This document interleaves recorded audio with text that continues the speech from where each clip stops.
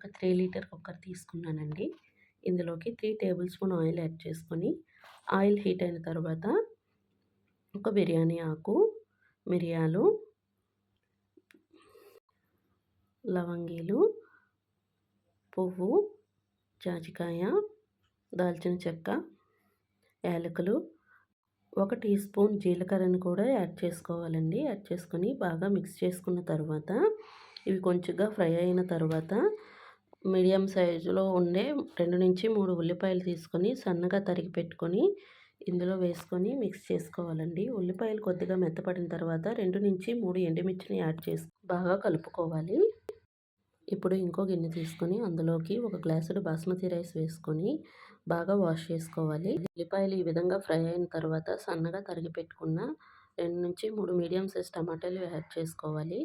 ఇప్పుడు ఇందులోకి 1 tea spoon salt, పావు టీ స్పూన్ పసుపు, 1 టీ స్పూన్ కారం యాడ్ చేసుకోవాలి.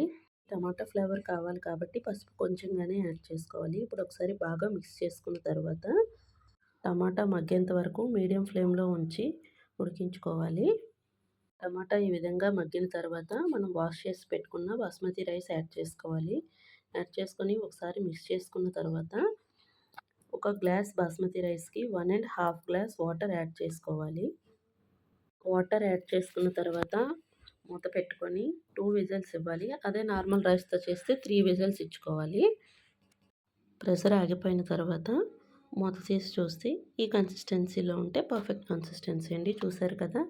మరీ మెత్తగా అయిపోలేదు, మరి అలా అని గట్టిగా లేదు. ఇలా పర్ఫెక్ట్ కన్సిస్టెన్సీలో సర్వ్ చేసుకోవడమే అండి.